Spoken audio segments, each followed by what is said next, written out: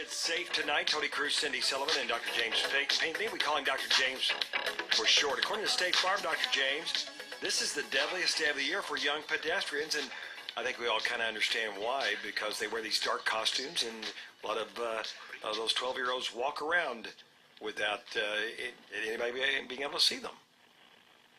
You know, that's right. Children most at risk are actually kids aged 12 to 18, not the small little trick-or-treaters. 20% of pedestrian deaths involve a drunk driver on Halloween. So this is a very fatal day. It's a Friday night, so everyone please be very careful. One of the things that we want to warn parents about, of course, if they have older children going out trick-or-treating, they get distracted, it's important to take a cell phone likely, but what do you not do with your cell phone as you're trick-or-treating? Well, you definitely don't want to text and cross the street without paying attention. You want to add some type of reflective garb to your costume, whether it be tape or something like that. That helps drivers increase visibility.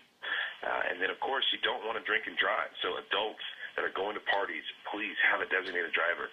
Take a cab, take an Uber. You have many options that don't involve drinking and driving. Yeah, to your point, I was seeing this article that we have here. The share of fatal crashes involving drunken drivers has risen from 30% to nearly 50% on Halloween. Yeah, it's an increase in 20%. So this is a huge problem. We have a lot of injuries on Halloween. 4,400 people went to the ER last year on Halloween. So please be careful.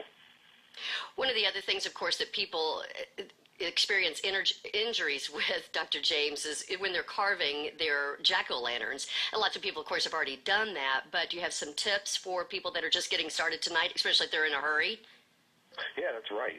56% of injuries that we see in the ER on Halloween are pumpkin carving injuries. So you definitely want to use a very sharp, well-made knife. That's the most important part. That allows you to put less pressure on that pumpkin when you're making your incision. Never let a child carve the pumpkin. Children can use markers, paint to decorate. The adults always should carve the pumpkin. And if you do cut yourself, and it's one of those thin injuries with the tip of the knife, and it's bleeding profusely, rinse the wound off. Take some gauze or a clean paper towel, fold it in half twice, and apply pressure for 5 minutes solid. Don't peek. Don't look at the injury. Apply pressure for 5 minutes. That's what we do for arterial bleeds. If the cut stops bleeding, rinse it with some water again. You can use alcohol to clean the wound, and then apply a Band-Aid. If it's deep, if it's wide, more than 3 millimeters, then you're probably going to need stitches. But it's one of those soft, clean incisions, and you stop the bleeding, you might be able to save a trip to the ER by applying pressure for 5 solid minutes. Do not peek.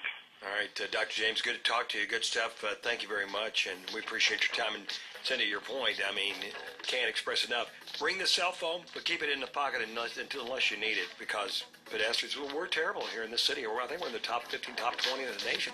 And the old adage, look both ways. Don't be looking at your phone when you're crossing the street. Yeah. Don't take it for granted that you think you're in a safe neighborhood, because people in cars sometimes can't see you either. Good stuff. Thank you very much. Coming up on 744 News Radio 840 WHAS. It's the Morning Team.